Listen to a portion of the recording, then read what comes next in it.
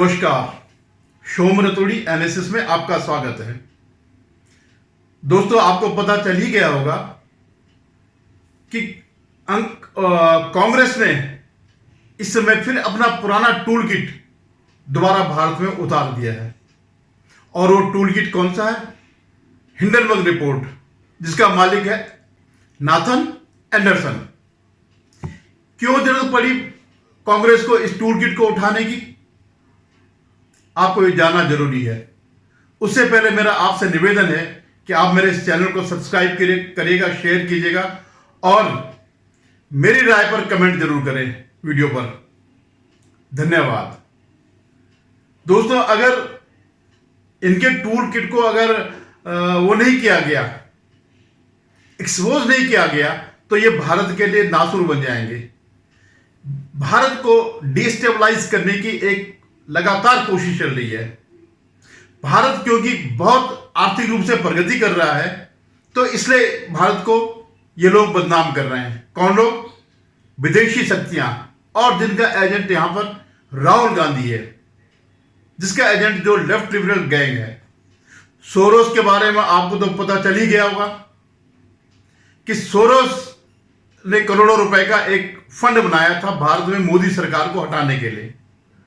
लेकिन इस देश की जनता का धन्यवाद कि अंततः तीसरी बार भारत में मोदी सरकार आ गई, और हमें विश्वास है, पूर्ण विश्वास है कि भारत अपने आर्थिक प्रगति के लक्ष्य को प्राप्त कर लेगा, जो उनका टारगेट कि 2047 में हमें तीसरी सबसे बड़ी अर्थव्यवस्था बनना है।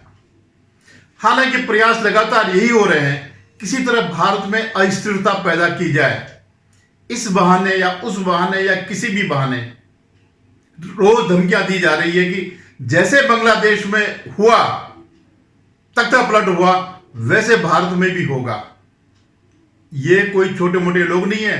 सलमान खुर्शीद, एक सबसे बड़ा मुस्लिम परिवार का, जिसके आधे लोग पाकिस्तान में, आधे लोग यहां पर हैं, क्योंकि इनका संकल्प यही था कि इतना तो हम लीगली ले लेंगे, बंटवारा करा करके, और जो बाकी भारत बचा है उसको हम हिस्सा से फिर दोबारा करके फिर ले लेंगे। तो वो यही कहना चाह रहा। वही नहीं, इनका पूरा इकोसिस्टम, जितने भी इस गैंग के हैं, जिन्हें देश से कोई लेना देना नहीं है, जिनका मतलब सिर्फ पैसे कमाना है, चाहे वो सोरस दे, चाहे वो जिनपिंग दे, चाहे वो हिंडनबर्ग से कमाए हो शॉर्ट सेलिंग करके। आप जानते होंगे कि किसी इनका जो नाथन एंडरसन है, उसकी जो फर्म है हिंडनबर्ग, वो क्या करती है? ऐसे अफवाह फैला करके और किसी कंपनी के शेयर डाउन कर दिए और फटाफट अपने आप खरीद लिए और अपने आप अमीर बन गए। और जो लाखों इन्वेस्टर्स हैं, जो भय में इसको बेच देते हैं कि अब ये कंपनी गिरी, वो कंपनी गिरी, उसके शेयर सस्ते सस्ते में बेच देते हैं और ये कमा करके प्रॉफिट कमाते हैं। कैसे? पिछली बार इसने ऐसे ही किया, आरोप लगाया बीएसएनएल पर, आरोप लगाया स्टेट बैंक पर, और दोनों कंपनियां आज की डेट में, और तब भी जब ये टर्माइल हो गया था, जब इन्होंने कमा लिए थे, तो एकदम पर पीक पर पहुंच गए। स्टेट बैंक तो भारत की जो कंपनीज हैं उसमें सबसे टॉप पे आ गया, रिलायंस को भी पीछे कर दिया। इसीलिए उसकी नजर थी कि भारत में कौन सी कंपनी वो करेगी, प्रॉफिट देगी, किसके शेयर डुबाए जाए। तो हमारे यहां क्या, अंबानी है, अडानी है, स्टेट बैंक, एलआईसी, जो सरकारी कंपनियां जो प्रॉफिट देती हैं, उन पर अटैक करो। अडानी से उसका कोई दुश्मनी नहीं है, अंबानी से कोई दुश्मनी नहीं है, उसको सिर्फ इनके शेयर गिराने हैं और पैसा कमाना है। आपको पता होगा ना, राहुल गांधी की जो करोड़ों की संपत्ति है, उनमें से कुछ करोड़ शेयर मार्केट से भी है। तो पहले इसको बता देता कि इस पर पैसा लगा, मैं इसको गिरा रहा हूं, फिर तो करोड़ों कमा देना, फिर भारत के खिलाफ जितना भारत को बर्बाद करना, उसमें अपना पैसा खर्च करना या इटली भेज देना, फिर और यही प्रयास करते रहना। लेकिन इस बार मामला कुछ और है। क्यों इस बार अचानक ये इनका टूल किट आ गया? उसके पीछे कारण है बांग्लादेश में जो हो रहा है, जो बांग्लादेश में जो तख्ता पलट हुआ, और एक हिंदू के प्रति सहानुभूति रखने वाले परिवार शेख हसीना को हटाया गया, क्योंकि जब से शेख हसीना यहां पर आई वहां पर हिंदुओं पे अत्याचार कम होने लगे। अब क्योंकि इसमें स्पष्ट रूप से इस सारे गैंग का हाथ था, ये कोई अकेला कोई वो आंदोलन नहीं था, इसके पीछे पूरी शक्तियां लगी थी। CIA लगा था, सोरोस लगा था, इनके जितने भी राहुल गांधी के दोस्त थे। आप क्या सोचते हैं कि राहुल गांधी केवल मौज मस्ती करने के लिए जाता है विदेशों में? नहीं, वो षड्यंत्र करने जाता है, भारत के खिलाफ षड्यंत्र करने के लिए, भारत में अराजकता फैलाने के लिए, भारत में विद्रोह करवाने के लिए। कभी वो हिंदुओं के खिलाफ बोले, कभी मुसलमानों के खिलाफ बोले, कभी कहेगा सिखों पे अत्याचार हो रहा, दलितों पे अत्याचार हो रहा, ईसाइयों पर अत्याचार हो रहा। इस ढंग से वो जो है अराजकता फैलाना चाह रहा। तो अब की क्या हुआ कि बांग्लादेश में जैसे ये तख्ता पलट हुआ, वहां के हिंदुओं को जो है मारा जाने लगा, उनके घरों पे आग लगाई जाने लगी, उन पर अत्याचार हुए। अब क्या हो, तो उससे पहला काम इन्होंने क्या किया कि लोगों का ध्यान इस तरफ न जाए जो हिंदुओं पर अत्याचार वहां के मुसलमान कर रहे हैं, वहां के कट्टरपंथी कर रहे हैं। तो पहले इन्होंने एकदम पे विनेश फोगाट का मामला उठा दिया ताकि लोगों का ध्यान डाइवर्ट हो जाए। 2-3 दिन तक यही चलता रहा, लेकिन वहां अत्याचार रुके नहीं। फिर क्या किया इन्होंने? अमिताभ बच्चन की जो पत्नी है राज्यसभा सांसद जया बच्चन, उसको टूल किट की तरह यूज किया। उसको बोला कि तुम जो है संसद में हंगामा खड़ा करो कि हमारे साथ ऐसे मेरे नाम के साथ अमिताभ क्यों लगाया जा रहा। जब उन्होंने कहा जय अमिताभ बच्चन, तो कह रहे ये इसे मुद्दा बनाओ। उसका तो नाम ही उसमें दे रखा है, डॉक्यूमेंट में यही नाम है। उन्होंने भी यही कहा, सभापति या उपसभापति। उन्होंने कहा भाई तुम्हारा नाम ये है डॉक्यूमेंट में। जब तुमने डॉक्यूमेंट दिया था तो तुमने, अगर तुम्हें अमिताभ बच्चन से कोई शिकायत है, उसका नाम नहीं रखना चाहते हो, तो एफिडेविट दे करके जो एक प्रक्रिया है नाम बदलने की, उसमें से अमिताभ बच्चन को हटा दो। लेकिन नहीं, क्योंकि मकसद हंगामा करना था, मकसद इस संसद को मछली घर बनाना था, कोई बिल पास होने नहीं देना था, इसलिए ये सब किया गया। भाई जया जी क्यों नहीं, आप अगर आपकी इतनी दुश्मनी है या घर है, अपने घर के झगड़े घर में रखो। और अगर आपको लगता है कि अमिताभ नाम लगाने से आपकी बेइज्जती हो रही है, तो अपने डॉक्यूमेंट ठीक कर दे, हटा दे उसका नाम। ओके जी, मैं तो बड़ी कलाकार हूं, मैं फेस रीडिंग करती हूं, ये है वो है। एक संवैधानिक, भारत के संवैधानिक उसमें उपराष्ट्रपति का दूसरा नंबर है और उसके साथ गाली गलौज हो रही है। हुआ क्या, पहले इन्होंने मोदी को टारगेट किया इससे पहले, और लगातार कर ही रहे। लेकिन जब इन्होंने पलटवार किया, अनुराग ठाकुर हो गया, ये जो वहां के झारखंड के हैं दुबे, और ये सुधांशु त्रिवेदी, और ऐसे कई लोग, एक वो है राजस्थान के, हरियाणा के किसान हैं, ऐसे कई लोगों ने जब इनकी पोल खोलना शुरू कर दी तो ये बेचैन हो गए। फिर इनके समझ में आ गया कि अगर हम पॉलिटिकली मोदी को टारगेट करते हैं, झूठों का वो बंडल बना करके, तो हम एक्सपोज हो जाएंगे, क्योंकि जितने काले कारनामे इनके हैं उतने किसी के नहीं है। अब आप देखिए, तो फिर उनको क्या लगा, क्योंकि ये चाहते थे कि हम अव्यवस्था फैलाएं, हम संसद को मच्छी बाजार बनाएं, और क्योंकि संसद में कंट्रोल करने के लिए तो केवल सभापति या लोकसभा अध्यक्ष होता, उनको टारगेट किया जाए। लोकसभा अध्यक्ष को पहले भी उन्होंने टारगेट किया सत्र के पहले हिस्से में, लेकिन जब उनके भी समझ में आ गया कि ये इनकी प्लानिंग है, ये कोई संसदीय वो नहीं पालन कर रहे, व्यवस्था का पालन नहीं कर रहे, तो वो भी कड़े हो गए। उन्होंने भी इनके जो अनाप शनाप जो कुछ भी भाषण देते उनको एक्सपंज कर दिया, संसद की कार्यवाही से निकाल दिया। तब इन्होंने ये सब शुरू किया कि अब इनको टारगेट करो और इस ढंग से संसद को बदनाम करो। तो खैर फिर 2 दिन ये जया बच्चन पर इन्होंने हंगामा किया, उससे भी जब कोई फर्क नहीं पड़ा। इसलिए फर्क नहीं पड़ा क्योंकि ये सब झूठ की उस पर बैठ रहे हैं। चाहे वो विनेश फोगाट का मामला हो, झूठ की बुनियाद पर महल खड़ा करना चाह रहे थे, चाहे वो जया बच्चन का मामला हो, वो भी झूठ की बुनियाद पर महल खड़ा करना चाह रहे थे। अब ये लाए वही अपना पुराना हिंडनबर्ग, उसमें जो है अब सेबी के अध्यक्ष पर आरोप लगाया, क्योंकि अडानी पे इन्होंने जब आरोप लगाया था या स्टेट बैंक पर लगाया था या LIC पर लगाया था, तो सुप्रीम कोर्ट से इनको मुंह की खानी पड़ी, तमाचे पड़े इनको सुप्रीम कोर्ट से, और सुप्रीम कोर्ट ने चिंता व्यक्त करी। अब वो दोबारा वहां नहीं कर सकते, तो फिर उन्होंने कहा चलो सेबी के अध्यक्ष को ही जो है, चेयरपर्सन जो वो है सेबी की माधवीपुरी बुच, इसको ही अटैक किया जाए, और जो है कब किया जाए, जबकि संसद में संसदीय सत्र चल रहा हो। अब इसके बाद देखिए आप कि इस सब के पीछे कहानी क्या है, क्यों ये नहीं चाहते हैं कि हिंदुओं पर अत्याचार हो उसके खिलाफ बोला जाए, क्योंकि यहां जो उनके समर्थक हैं वो नहीं चाहते हैं कि ऐसी कोई स्थिति आ जाए कि उनके जो लोग हैं, क्योंकि इनका जो भ्रातृत्व है, बंधुत्व जो है ना, ये किसी नेशन में नहीं है, अब कम से कम उस राष्ट्र में नहीं है जहां उनकी सत्ता ना हो। इनका जो है अंतर्राष्ट्रीय वो है।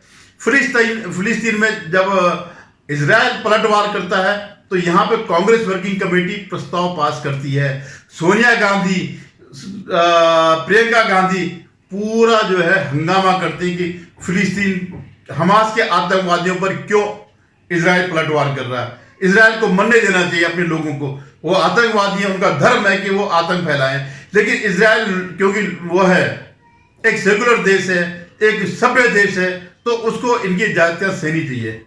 आज इन सब के मुंह बंद हैं, न कोई सोनिया गांधी, न कोई प्रियंका गांधी, न इनकी कांग्रेस वर्किंग कमेटी, न इनका अध्यक्ष मल्लिकार्जुन खड़गे, न इनके जितने भी तोते हैं यहाँ पे जयराम रमेश, ये जो है सुप्रिया सुनेत, सुरेंद्र राजपूत जो आजकल नया वो बना हुआ है, और इनका जितना भी इकोसिस्टम है, चाहे वो रवीश हो, पुण्य प्रसून वाजपेयी हो, अभिषाल शर्मा हो, सिवाय एक आदमी ने जरूर कहा, इनके गैंग के एक आदमी अजीत अंजुम ने जरूर चिंता व्यक्त करी जो उसमें हो रहा है, जिस तरह से वहां हिंदुओं को मारा जा रहा है। तो इस सब चीज से डाइवर्ट करने के लिए अब ये नया टूल किट लिया है कि साहब ये हो गया है। और मजेदार बात यह है, जब उसने अपनी रिपोर्ट करी, छापी इसने हिंडनबर्ग ने, तो उसने एक डिस्क्लेमर दिया, यानी जो कुछ हम कह रहे हैं ये सच नहीं है। उन्होंने क्या लिखा डिस्क्लेमर में कि जो है हम जो है ये इसको अपने विवेक पर देखें, इसमें ये जो है विश्वसनीय नहीं है, आप खुद जांच करें और इसको प्रयोग में न करें जब तक आप खुद सेटिस्फाइड ना हो। उसने पहले कह दिया जो कुछ हम लिख रहे हैं ये हमारी ओपिनियन है, ये हमारा अंदाज है, ये हमारी कमेंट्री है, इसे अपने रिस्क पर करें। ये उन्होंने पहले डिस्क्लेमर दे दिया कि जो कुछ तुम बोल रहे हो, अगर तुम इस रिपोर्ट को बोलोगे तो पहले उसकी सच्चाई जाने। तो क्यों नहीं जानने सच्चाई? क्यों? क्योंकि इनको पता है कि वो हमारा टूल किट है, हमने उसको बोला ये रिपोर्ट बना, अब ये हमारे हाथ पर, हम किस तरह इसको फैलाएं। क्योंकि उनको पता है इस तरह की झूठी रिपोर्ट पर इनको सजा नहीं हो सकती, चाहे राहुल गांधी हो, प्रियंका गांधी, सोनिया गांधी, ये जो अखिलेश या जितने भी है टूल किट है, क्योंकि हमारा वो जो है न्यायपालिका और खासकर कॉलेजियम सिस्टम वो इन लोगों को छूट देती है, पर ये चीजें जो है उस पर लागू नहीं होती है, हिंदुओं पर लागू नहीं होती। हिंदुओं के खिलाफ कोई करे उन पर लागू होगा।